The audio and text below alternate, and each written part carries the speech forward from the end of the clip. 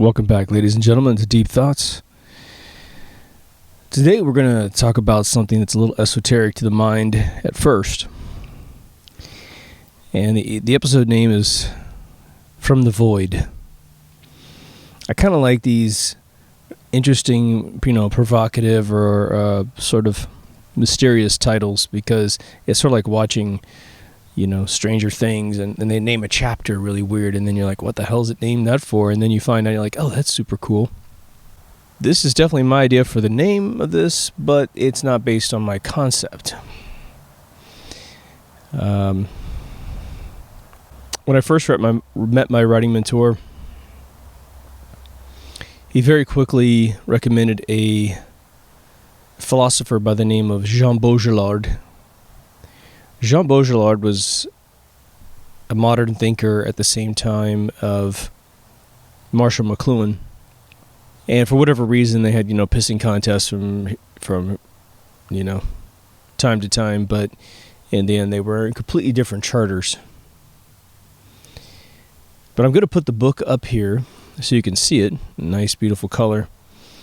And the name escapes me at the moment because I own several of his books, but there is a book out there that talks about what I'm saying. And believe me, getting the footnotes to any Jean Baudrillard book is the way you want to get it.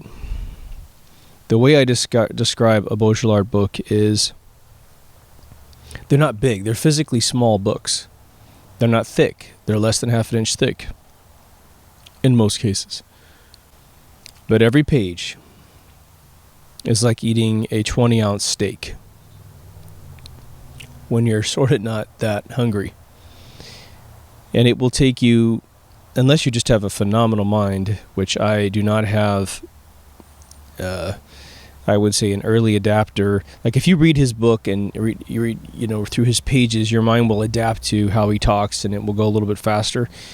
But there's so much meaning in every line, and it's translated from French. I think he was a French Canadian, if I'm right. So you're reading a translation, and I would have, as an editor, tried to simplify a little bit, but they don't. But here's what this episode is about. One of the things that Baudrillard beautifully notes is that society as a cyclical being must have voids in order to have creation. And you will get this right away, but then we're going to talk about it. I have no idea if I can pull this off right now. I just thought this is a subject that's important to me. I believe I may have mentioned something like this in one of the first season episodes, but I don't think anything on point. In his book that discusses this, he discusses the fact that Walt Disney came from a void. And what does that mean, the void?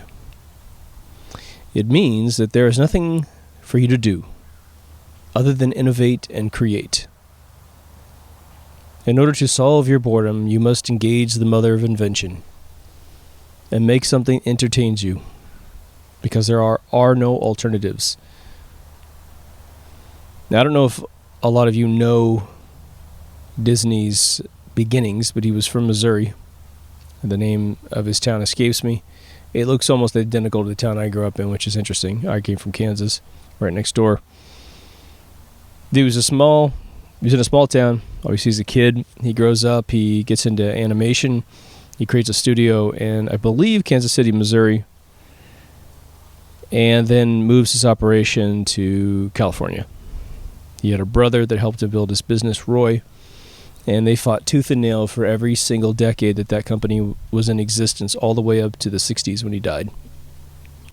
He was born in 1901. I think he died in 66, I think. He's about 65 years old. Went in for a routine checkup, and they decided to do some surgery on him, on his neck, and he died, I guess, the next morning.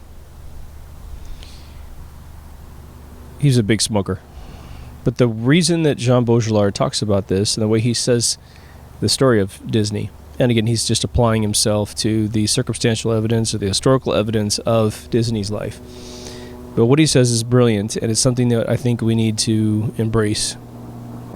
Disney, being a child in Missouri, probably had very few trade skills that he could engage. And so grabbing a pen and drawing obviously wasn't a new art. It's been around for as long as man's been able to carve on a cave wall or draw something in mud. But there was this new industry called animation, where now you could draw and make things animate. You would have done a little flip book. I used to always draw cartoons in the corners of all the books at high school that I was ever given. A bouncing ball that would just roll across the page and bounce off the walls and stuff if you flipped the pages, from the last page to the front page. So he figured out how to do that, and that became intoxicating to him. But first he had to master his actual illustration skills. Now, I've talked about on this particular show that my childhood was, I had no brothers and sisters. We moved a lot. Only at a couple iterations did I live close enough to kids to actually have friends, because I was always out in the country or some other bullshit.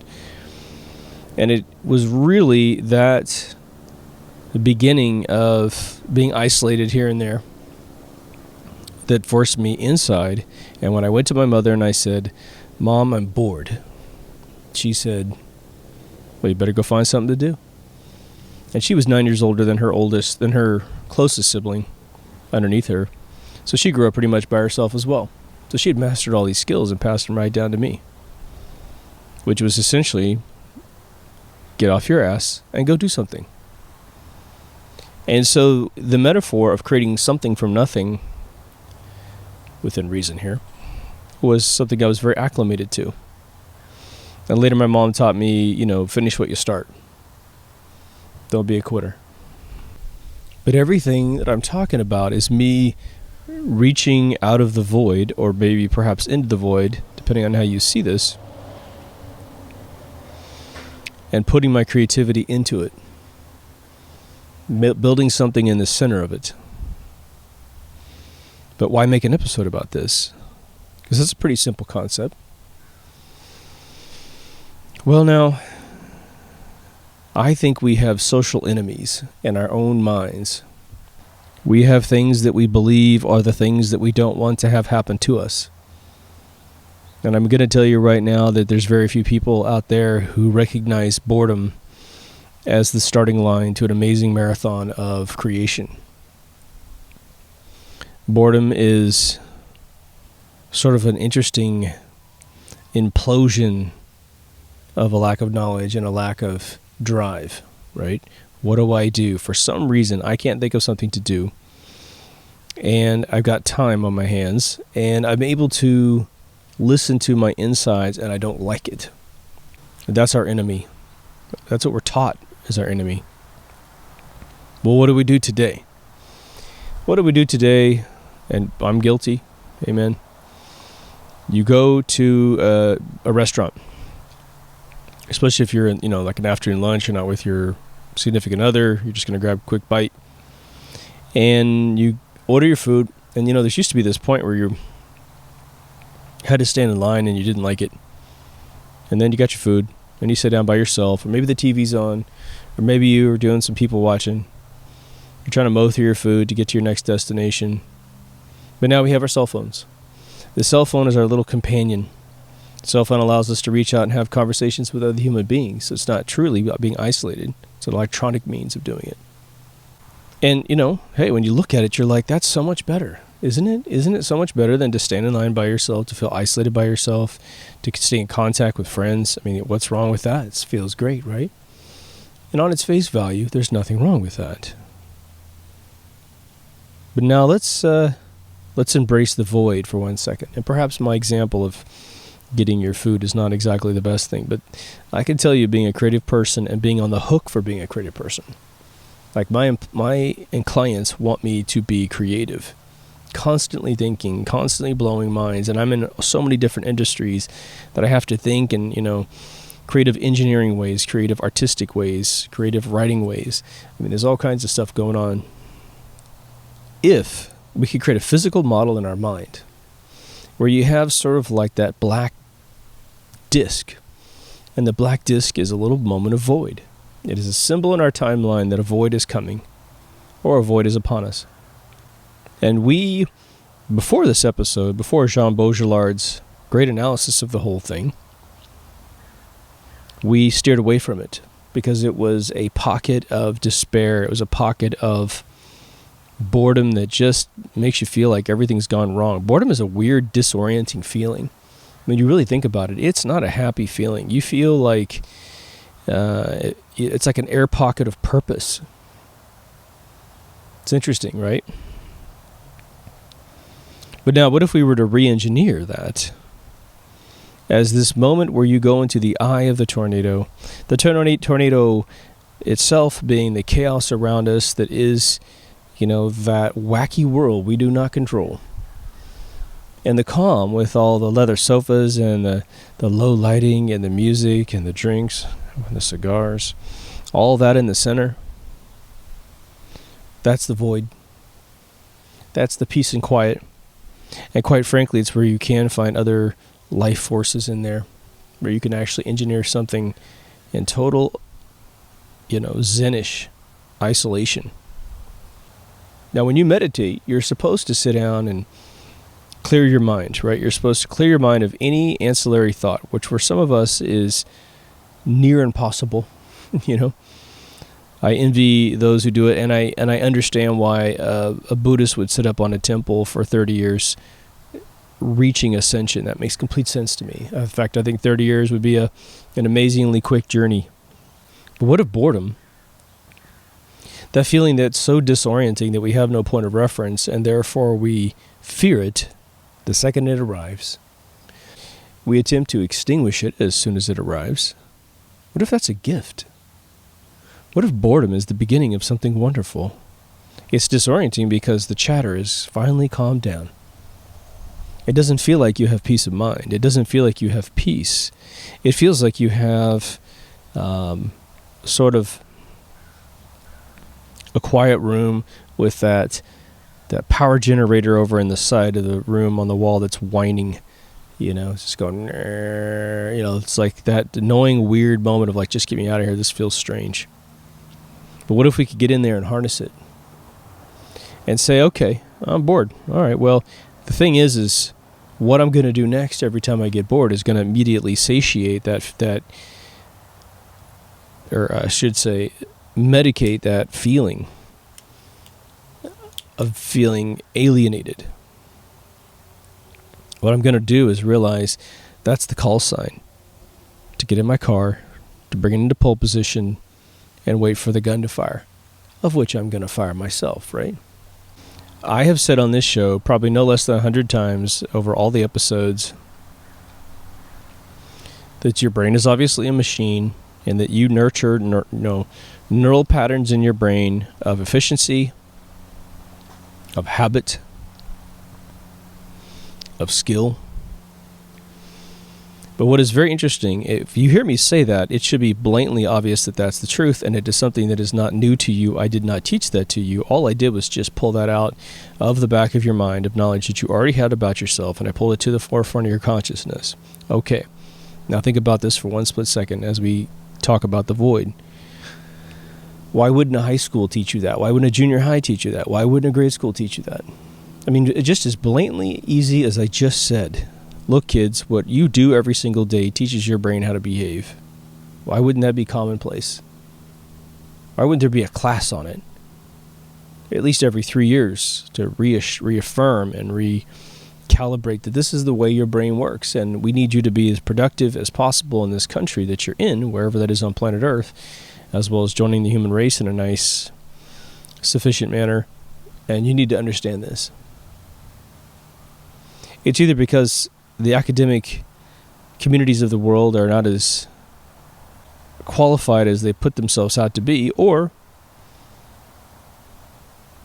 there's a reason why you don't know how a credit card works when you hit 18 years old, yet you get one in the mail pre-approved. Now, how many times have you said, or heard someone say, depending on your age bracket, I'm sure glad I grew up without the internet? If you're young Gen Y to Gen Z, you will be hearing this from your elders. Sure glad I didn't grow up with the internet. If I had grown up with the internet, my life would not be the same thing it is today. What we are talking about is exactly the subject of this episode.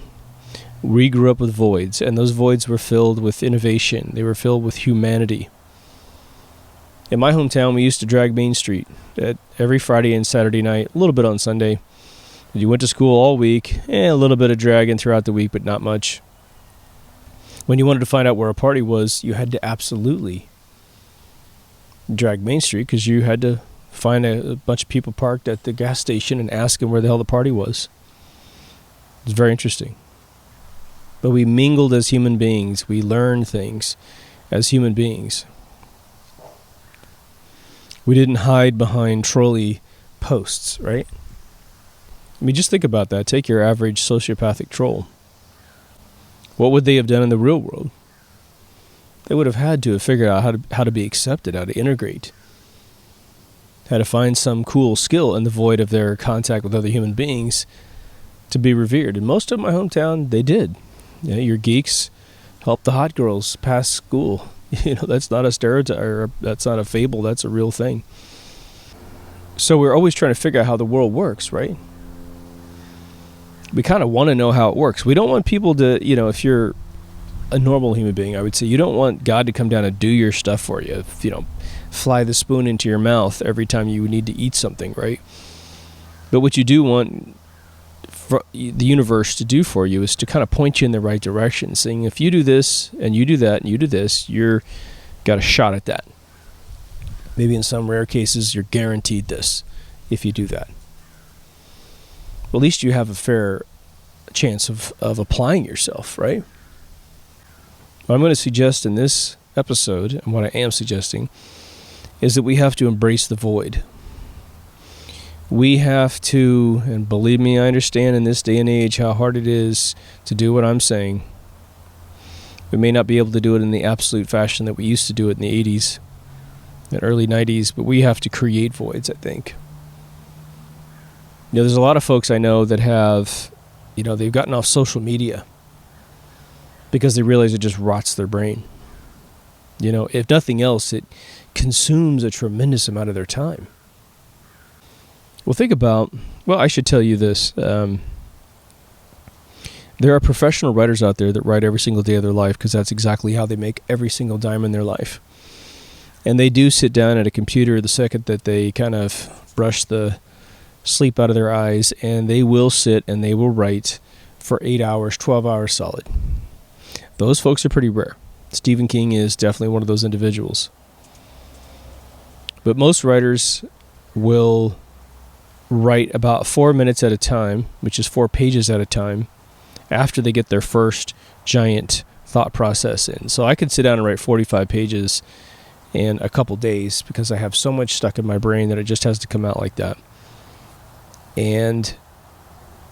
But usually, since every single scene has so much involved with it, if you really get into writing, you take it in chunks, and you'll take a break for 5-10 minutes and sort of think through what you just did, because usually when you realize your screenplay outline, you've added things that weren't in there, and that factors into the next scene, and you're pacing it in your brain. You're living the scene out inside your brain. The reason why I'm telling you this is not to give you a sneaky screenplay lesson, but to say all those little tiny clumps of minutes that you consume on Facebook, where it doesn't seem to, really augment your life, right? I think YouTube actually has a much better value because there's so much information that gets translated and transferred in these videos, We need to recapture that time. We really do. We need to manufacture the void if it's not already upon us. I think the voids are right there at all times, and I think the only thing we have to do is pull back from jumping in really fast. If you're a parent, there's undoubtedly been a moment when your kids were watching other kids jump in quickly into something, and it could have been, some little Cell magazine scam in school. Could have been jumping into a playground machine or something, right? And you're realizing that your kid maybe should think twice about jumping in. They just have to. They should. So there's that pregnant pause of jumping in. That's us now as adults. we should be a little bit careful. Now, I'm going to tell you that, I've taught many courses in colleges about how to make video games and the design of video games. And one of the principal addiction formulas is gambling. And everybody who's ever dealt with a gambler or you've had addiction yourself, you know what it's all about. It's the what if factor. If I click this button, there's a random thing that's going to occur, and I've already been pre-sold that this random thing can reveal or reward me with something that is phenomenal. Right? Either reveals part of the plot, or it's just a phenomenal reward. Okay. Well, let me ask you, isn't Facebook a bit like that? When you wake up in the morning, you grab your phone and you wake it up, you dial in your code, and you look down at that little icon. It's got a Facebook icon with a little circle and a red number in it. For those of you who are Instagram people, same exact thing. For you guys who actually like LinkedIn, same thing. It is what is behind curtain number 1? What is behind curtain number 2? And there's this addiction to say, oh man, something's cool. When you look at your friend request, once you click into the Facebook app, you have your notifications, things that people replied to, people may have posted on you, tagged you, and then there's a friend request. Friend request is a super bonus, right? Sometimes it's someone interesting. Sometimes it's an old friend. It's a gambling algorithm. So there's more to it than meets the eye. It's more to it than just filling up your boredom. There's a game involved in social media. Some of you will get addicted to your feed. Some of you will get addicted to people replying to your posts. For me, I have one with the YouTube Studio app where I get to see how many times you guys have watched the video. I get to read your amazing comments wherever I am. It's huge. It's fun. It really is. Now, for me, I'm very fortunate. When I invest time in YouTube Studio, I get to read your amazing comments. They're all amazing. 1% out of 100% is not that entertaining, but that's usually just a little troll stopping by. So I have made episodes in the past about using your time efficiently. There's one even called Time Management, where I really parse out a day and talk about my own personal experience of how much I isolate moments and spend them on things that I really want to have accomplished, right? But the void is where you go to build your soul. It really is. It's almost as if you snuck into the basement of your own complex. And in there is an alien, engine just sitting there. And you really don't know how it works, but this is your power source. It's got perhaps alien writing all over it, and you're just looking at it going, wow, this is me. This is really me right here. I wonder how I work. And when you have a little moment to yourself, you do what's called meeting yourself, in my opinion. And you must find within the void, the very first step to live from the void is to figure out what it is that makes you tick, which is why I'm always talking about that on this show when I work with my employees and my friends. If I were to meet any one of you and you were like, dude, I hate my life, but I want to live my life and I just don't even know where to start, the very first question I'm going to ask you is, what makes you tick? What's the best day of your whole life? Just think back. It doesn't have to deal with work. Maybe the best day of your life was the one day you went with your family to Hawaii. Who knows? It was something totally strange. And then I will jump into that day and I will dissect that day down to its symbolistic meaning to you and find out why things triggered. And even if you're telling me, well, I really love my mother and my mother's gone now, and the best day of my life has to do with being with my mom, then we will figure out a way to say, where was the reward system between you and her? Because there are systems you can find in this world where you can find that same reward system in something that's totally different, but has the same exact symbols of reward. But there's a scene in Indiana Jones 3, which I've mentioned probably 3 times on various episodes, and it has to do with the scene where Harrison Ford and Sean Connery, father and son, are trapped up in some tower being chased by the Nazis. And they're trying to get out of this place. And it seems like they're completely stuck. There's no way to do anything to get out. And his father, Sean Connery, says, first, Harrison Ford looks to him and goes, will you please help out? You're not doing anything. And Sean goes, well, what I find is that if I just sit down and relax, the answers seem to present themselves. And what he ends up doing is sitting in a chair that's rigged to a trigger that drops the spiral staircase, and they get to escape. They actually took the metaphor of sitting down and listening to your thoughts and made it a physical realization in the movie, which was brilliant. But for us, it remains a symbol. When I come out here to do these episodes, like today,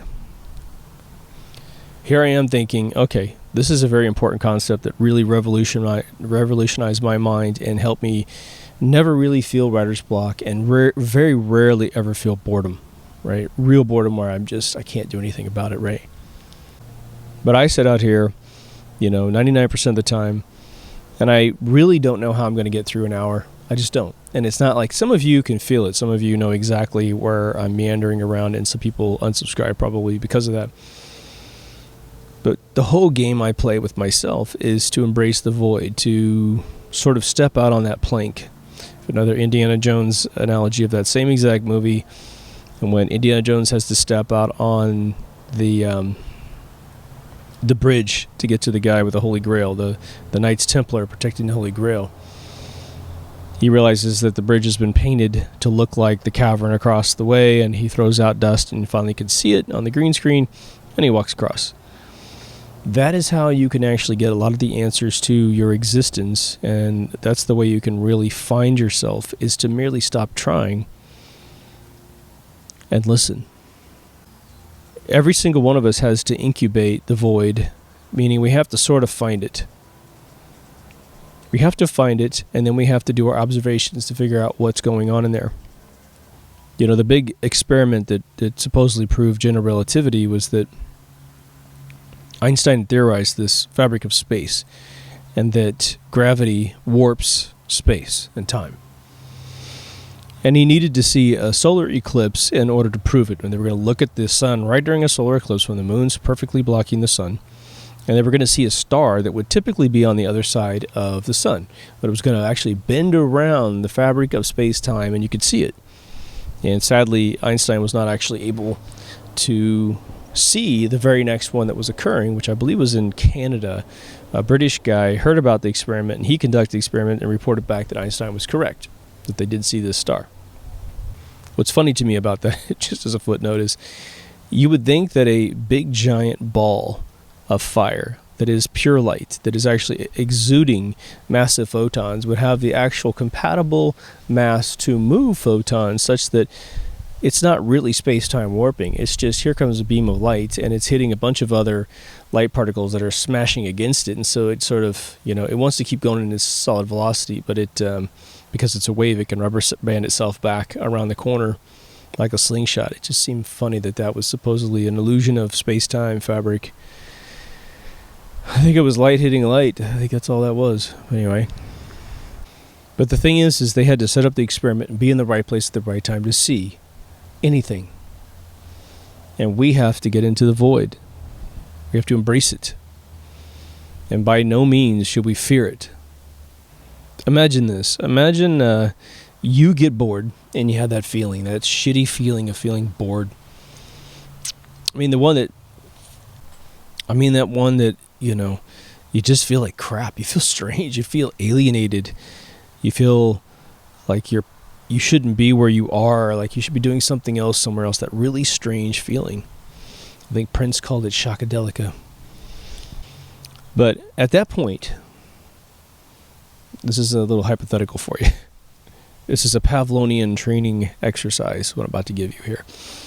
A bunch of gray aliens show up in your house because you're totally by yourself. That's why you're bored. Your family's away, your spouse is away, whatever. Kids are at school. You're at work. Nobody's there. And a bunch of gray aliens fill up the room, and they're like, hey, dude, want to come see some cool stuff? And you're like, shit, yeah, man. You'd have no idea how bored I am right now. And you go off and you get in their spaceship, and they show you some pretty cool stuff. I mean, you thought Cuban cigars were good. Their shit's like phenomenal. But you come back and oh my God, your whole life's changed and da-da-da. And then you get bored again. God damn it, if they don't show up again. You go off and they got a whole nother adventure for you. You meet Graham Chapman up there. They call him Brian now. And then it ends and you come back home. Now, the third time, you get bored. You have that feeling. And now what happens? Last 2 times you had that feeling, aliens came and picked you up and you had a good time. What's going to happen this time? Well, you're sort of thinking they're going to come back because that's just what happens. You almost think it's like a boredom ray they shoot at you before they pick you up. Right? Why can't we train ourselves to understand that these voids that we have are just as amazing and just as incredible and just as infinite as the moments when you create something from nothing, right? Technically that's not true, but you know what I'm saying. You create something in your life that you didn't have before. That little idea at the back of your brain, you actually did it. And you kept putting it off like it was going to be a really hard thing to do, but it wasn't. Being a technical person, and if you're a technical person, you'll know this is true. You will help family members and friends deal with technical issues on their computers and life. For those of you who fix cars, you've seen this a million times. People just have utter vapor lock fear about things. I got friends who I invite them to a Google Calendar because we both agree we need to be on a calendar together because we're sharing business. And they're terrified to click the button that's inside an email that says, if you click this button, I will add this calendar to the calendar you already have in Google. They're terrified to click it. As if some, lightning bolt comes out of the computer and shocks their system. It's the fear of the unknown, right? It's the fear of that, I don't know. It's not really the void. But a lot of that barrier to entry is why we can't find our voids. And that's why we run away from the concept of a void, which again is another term for, I think, at least the precursor phases of entering the void is what we would mistakenly label as boredom. So now I've belabored what it is and sort of the principles around getting into it. So let's get into what to do once you get inside. This is going to plagiarize a bit of my other episodes on creativity. But it's important that we bring this all into one package just in case this is the first time anyone's ever seen this, and I'm probably better at articulating it the second time regardless. If you're going to have any success in life, you have to understand what makes you tick. And the second tier of that is, after you figure out what makes you tick, you have to intellectually decide if that's really what you want to make you tick. Again, like I say in several episodes, we serendipitously turn out to be who we are up to the point that we take charge of who we are. So taking charge of who we are is the most exciting thing you can possibly do. It really is. For any of you women out there, or men, who have said, I think I would look better with different color hair. I used to buy all this type of furniture, that type of clothes, or those type of cars, just because it was what I was fantasizing about when I was 14 through 16. And in the end, I realized I don't really like that. Everybody made that same choice, and I wanted something a little bit different. I just want to look at a different shape, a different color. When I look in the mirror, I want to feel a certain way. A lot of the people that we revere in the world, the rock stars or the actors or the artistes, Salvador Dali rarely looked like his genetic wake up in the morning look. I'm sure that dude looked ratty as hell when he woke up in the morning, but he groomed himself into this crazy piece of surrealism. And so when he looked in the mirror, he was exactly who he wanted to be. Look at the artist known as Prince. Before he passed away, every single year he reinvented himself. After a decade of doing that, after 10 different reinventions, he was a completely different person. And sometimes we might think he looks silly, but he was always on his own terms, just like Janis Joplin's whole thing, right? So when you get into the void and you find that moment and you get past the disorientation of boredom, and you learn to Pavlovianly train yourself to be excited about being in it, which is it's going to be easier said than done, of course, right? Believe me, I understand. Just really go with the less is more formula. The key is to listen. Écoutez. Listen. and try to find, more than hearing things with your ears, feel things with your soul. Think about the best day of your life. If you had the best day of your life was based on the principle of being a child with your parent, and you still can have children, or you have some children, then you can recreate that, and you become the parent, and they become the child. And you will understand it from both sides of the equation. Perhaps you don't have any, but your brother or sister does, or your friend does, and you can go over there and, believe me, every parent in the world with small kids will welcome any non-pedophile coming over and entertaining their kids in a pool, in a backyard. Just clear everything with the parents first, of course, right? So regardless of how specific and irreplaceable those moments might seem in your mind, there is always a way to usually recreate them. And then just experiment. I live in Huntington Beach, and there's a lot of very fit people here. People go to the gym like crazy here. They run all the time. They bike all the time. But in most cases, people are pretty fit. And it doesn't come automatically. But when we have conversations about those of us put on a few pounds and we want to squeeze them off, and we haven't worked out in months and months and months, everyone says the same exact thing. I just went in and did some low impact stuff. I would say stay off the treadmill. I mean, you can do treadmill for cardio, whatever, but for your heart. But it's not going to make your body look any different. Trust me. But you lift a few weights just very quickly. You don't get into it too much. You do maybe a leg press or two, but you don't go too much. Your body needs to warm up to the exercise. And the same thing happens for mental exertion as well. Anytime you do something new that you haven't done before and your brain is thinking, you will get tired, like I've said in other episodes. That fatigue needs to be anticipated. The best time to do this kind of thing is obviously when you've had a good night's sleep and you're just bumping. You've had your coffee, you've had your tea, whatever it is, and you're ready to go. You have extra power to push through the void. Now, the awesome news is we're not really talking about staying in the void and living in the void. What we're talking about is the void is literally the starting point to the race. So it's the launch pad. It's the fun part. It's the start. And when you launch in a particular direction, you have a velocity and a vector, which means the direction you're going in 3 space. And hey, you can point yourself in one direction, and that hour goes in one direction. And the next time you can put yourself in a different direction. But you must dabble in all things that could bring you happiness to see which one is really applicable to your life today. Because there might be ones that you're trying to live in your childhood, and you're like, Legos are fun. That's my best day in the whole world. Maybe you build Legos with your kid. Someone else's kid. Maybe just go buy a big Millennium Falcon. Now, next stage. You are a parent. You are a grandparent. The concept of the void for your kids is obviously paramount. It really is. I don't know that you want to surprise your child with the metaphor of void, but I think you could probably find some words to get them to understand that boredom is where they're going to come up with all their skill sets, right?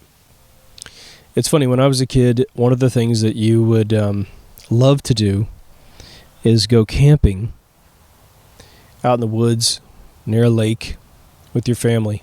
And thank God there are a lot of families that still know how to, enjoy this sort of thing. But the second there's no cell phone reception, no internet, no Wi-Fi, the kids of this generation, I guess you could say the Zs, once they find that out, boy, they're not really happy about it. And of course, the sad part is that that what they have to gain is their humanity. There's not a single text they could possibly send on their telephone that will match getting on like a swing that's going to send them 30 feet into the air and splash into a calm lake. That's awesome, right?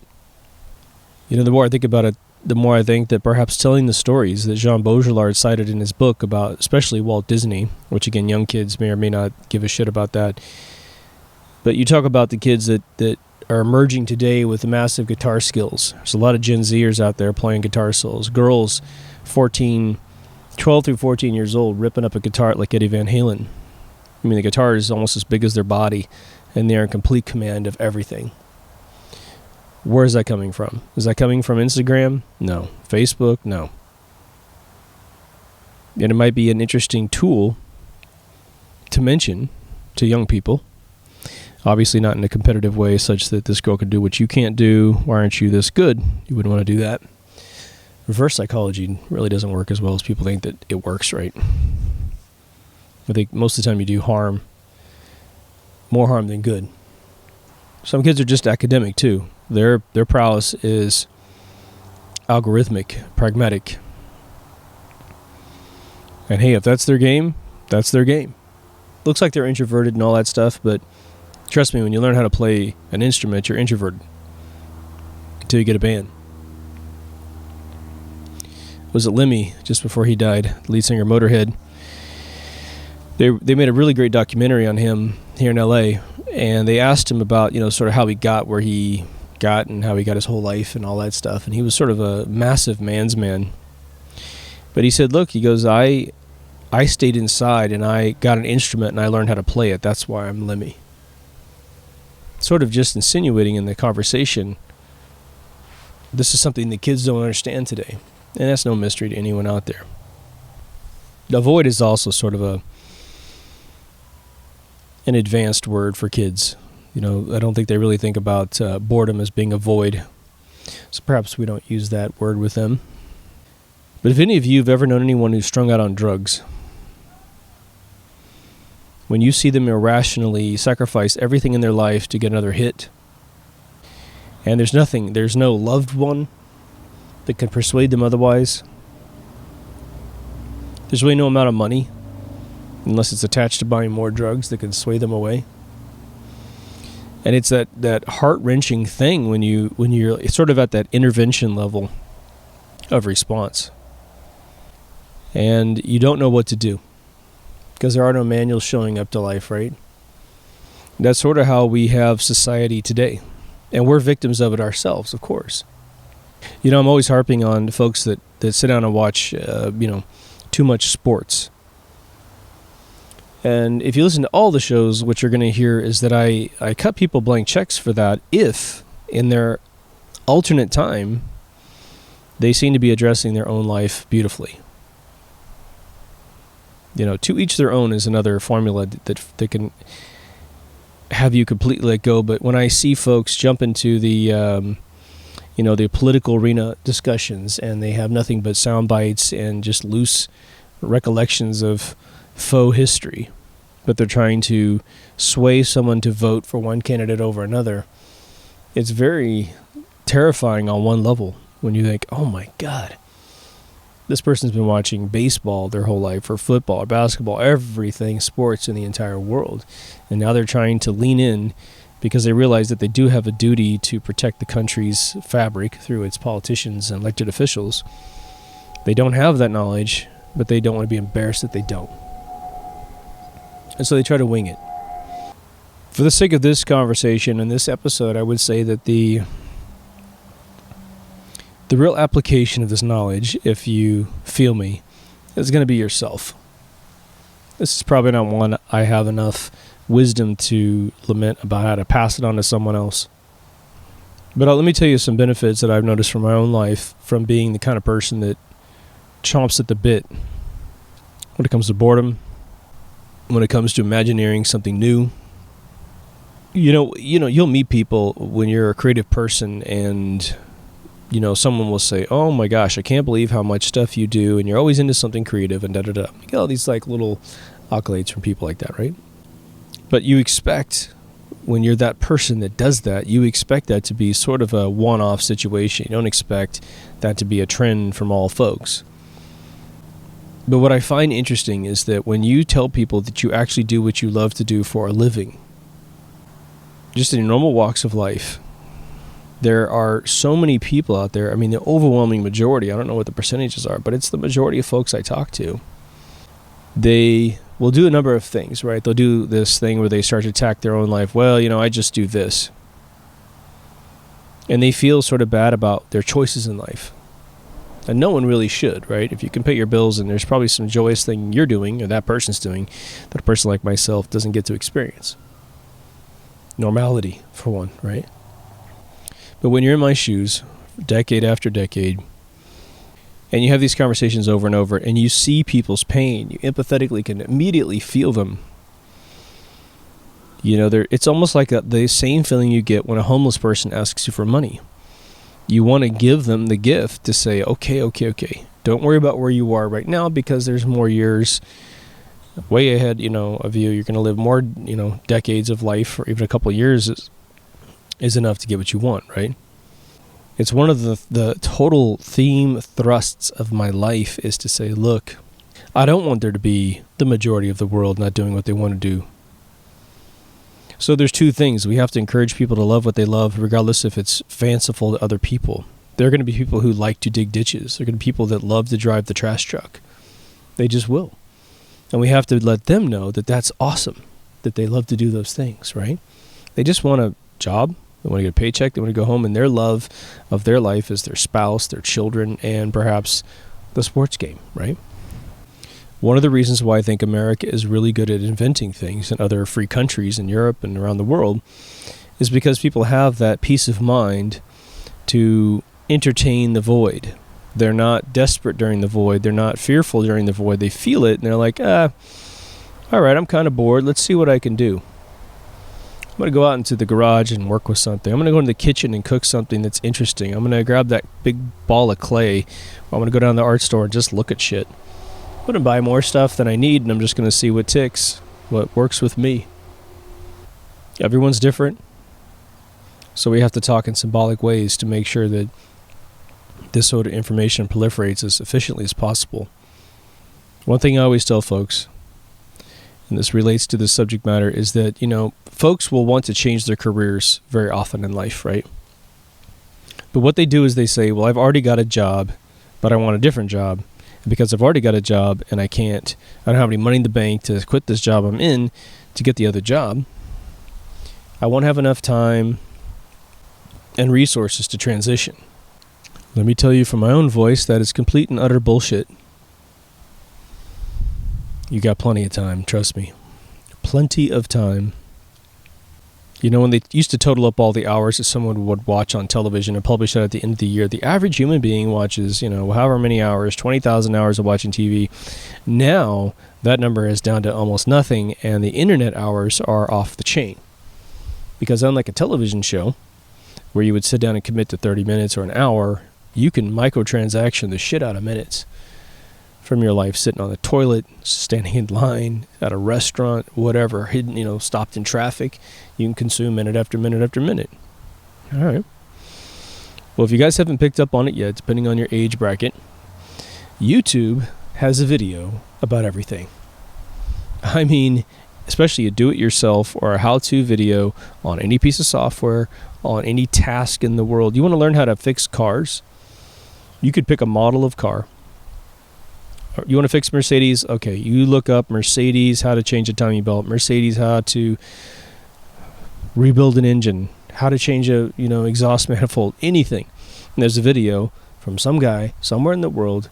Maybe you have to pay for the translation for it, but you'll see how it's done, and you can pile up that knowledge. You want to sit around your house and watch something on the internet? Go grab the videos that are what you want to do. Don't worry about the time limit of when you want to change. If you're consuming information and gaining the knowledge, then the time limit for your dream to become a reality will set itself. And it really will actually result in the quickest possible time frame to get into that job. And I don't really do this myself, but I've seen this done. I've seen people bullshit themselves into their first jobs many, many times. I've seen folks and met folks on filming film sets and TV sets and that kind of thing. I'll be talking to the grip or something, some producer or something, and I'll say, well, how did you get your job? And they go, well, I just kind of bullshitted my way into it. And I learned within 48 hours what I needed to know by watching other people do it and just asking questions. Or I had a friend off to the side. Once I got the job, I asked the friend, damn it, I got the job that you have, or you used to have. Tell me what I got to know tomorrow. Within a week, they're fully set because they're aggressive. Doesn't take a tremendous brain. You just got to listen. That's all. Don't fear the void. Don't fear boredom. Try to train yourself that when you get into those states of mind, it is a euphoric moment when you're in the eye of the storm. You're in the eye of the storm of your life. As a matter of fact, you could probably think of it as a crossroads. You could stay on the same road you're on, or you could take the other path. I know you feel me. We always talk about networking in the world, right? You have a skill, I know a person that needs that skill, and I connect you to it. That's networking, right? That's how you make money. That's how you make friends. That's how you build businesses. We'll consider this episode a networking exercise in your own brain.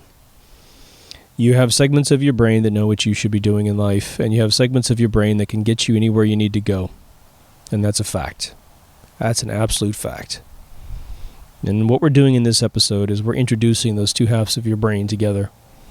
It's almost as if when you're bored, you're an investor with a tremendous amount of money, but you have nothing to invest in.